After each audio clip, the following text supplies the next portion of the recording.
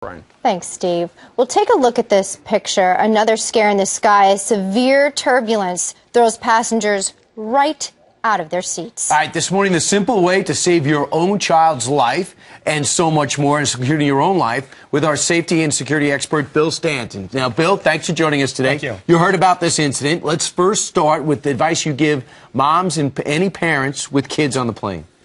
Well, with kids on the plane, you want to make sure they're really secure. You want to dress them comfortable and be able to move around.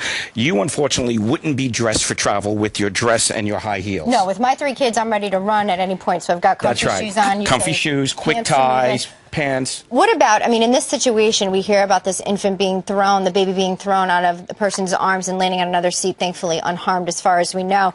When the plane hits turbulence, whether you're sitting or standing, what should you do? Because with the baby this small, you're holding it. Well, I'm going to ask you to do the toughest thing you could possibly do. As a mother, if it gets really bad, you may have to ask someone else to hold your child. Know your own capabilities. So look to your left and right. That would be a hard thing, I think, to do. Exactly, but realize you're hitting such forces, you may let go of that child. So let's say you trust me and you give me your child. So you're going to give me that baby, and I'm going to assure you, I'm going to take that baby, and what I'm going to do is I'm going to put her right in my coat. Like this. And can I come sit on top of you to hold that baby? Anytime. Okay. And so I'm going to hold this child like this, and that's how I would tell you to hold your child if you obviously work out. So you hold that baby, secure it as you normally would, and lean forward. You lean forward with the baby? You lean forward because you don't know what's coming from behind you. If it's going into a dive, things may be falling. You don't want to get hit in the back of the head. And if you can't take care of yourself, you can't take care of your child. And you're also providing shield for the baby? Absolutely. Okay. So nothing could hit her. So the turbulence hits these people. A lot of these people get hurt. A lot of the crew members get hurt. That seems like they're more exposed to begin with. So first off, you can only hold this baby for so long. There's just the laws of physics because of the strength that you have, right? That's right. What position should we all be in?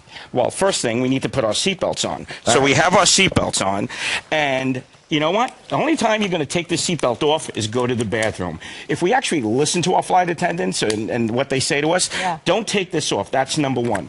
Number two is know where you're sitting. I prefer the aisle, so if I have to get out and take action, but I don't have my body hanging outside the aisle because you don't want anything to hit it. Number three, I'm going to look at you two, and I'm going to assess you folks. I see you have a child, and if you need help, I'm going to ask you, may I help that child? So these are the things you need to take care of. Now, in case you have to get into a crash position, you go forward like this, and you just, don't put your hands up like we've all done, when the car brakes, because you're going to break your arms, and you don't know what's coming in back of you. So you just get in that crash position, and you listen for cues from the flight attendants, or if, God forbid, the plane makes impact. Is your head down? And what about children? What about a non-baby? What about a 5-year-old or a 3-year-old that's smaller? Your head is down. They're in the same position as you are? What you're going to take that child is you're going to take them, and you're going to have your arm around your child secured to both of you. So then you know exactly, if it's a family, that we're going, the 3 of us. We're going to get out of Dodge together. And then I pray. Okay.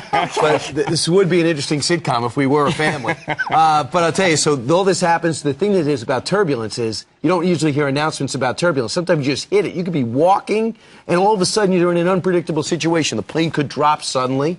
And also be aware, like if there's a turbulence and your person sitting next to you is a stranger and they got a big laptop, you may want to be polite and ask them to put that away because there's a good chance that's going to hit you along with hot coffee or soup or something. Make sure once that turbulence starts to hit, get that out of your way so you don't get hit with any debris. All of your belongings matter not. No, luggage, do not take the time to go in that overhead, in case something, just sit and, if you have to evacuate, don't grab anything, go. Silly question perhaps, but if you're in the restroom, do you stay there or do you try to get out? It's not a silly question. Okay. It depends on the turbulence, your judgment. If it's really bad, ride it out. If not, get back to your seat. Okay.